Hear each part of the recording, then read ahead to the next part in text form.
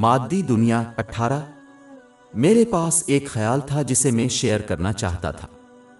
کچھ مسلمان اکثر یہ دعویٰ کرتے ہیں کہ کسی کے ایمان اور مادی دنیا کو ایک دوسرے کے ساتھ ہاتھ ملا کر چلنے کی ضرورت ہے بغیر کسی شخص کے دونوں میں انتہا درجے کی۔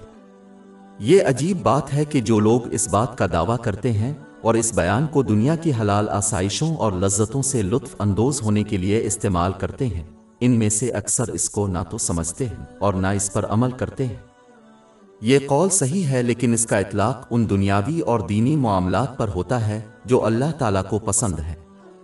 مثال کے طور پر جسم کو صحت مند رکھنے کے لیے کبھی کبھار ورزش کرنا، جو کہ ایک شخص کو دیا جانے والا اعتماد ہے۔ اس کا یہ مطلب نہیں ہے کہ کوئی شخص رسول اللہ صلی اللہ علیہ وسلم کے نقش قدم پر چلنے سے غافل ہو کر اسلامی علم حاصل کرنے اور اس پر عمل کر کے دنیا کی حلال لذتوں سے حد سے زیادہ لطف اندوز ہو سکتا ہے، خواہ وہ معیاری واجبات کو پورا کرے۔ جیسا کہ سنن ابن ماجہ نمبر 224 میں موجود حدیث کے مطابق علم حاصل کرنا تمام مسلمانوں پر فرض ہے۔ اس کے علاوہ ہاتھ میں ہاتھ ملا کر چلنا یہ تجویز کرے گا کہ ہر چیز کے لیے یکساں توجہ، کوشش اور وقت وقف کیا جائے۔ کتنے مسلمان ایمانداری سے کہہ سکتے ہیں کہ وہ مادی دنیا اور آخرت کی تیاری کے لیے یکساں محنت، توانائی اور وقت صرف کرتے ہیں؟ اگر وہ نہیں کرتے، اور زیادہ تر نہیں کرتے، تو وہ اس بیان کو کس طرح پورا کر رہے ہیں؟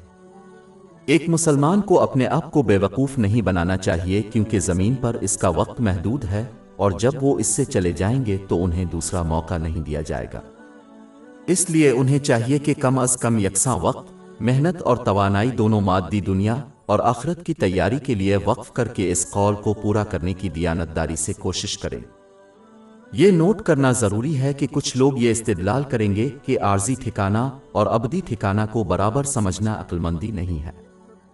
ہماری ویب سائٹ www.sheikhpod.com پر 400 سے زیادہ مفت e books, audio books, infographics, podcast اور بلاگ دستیاب ہے۔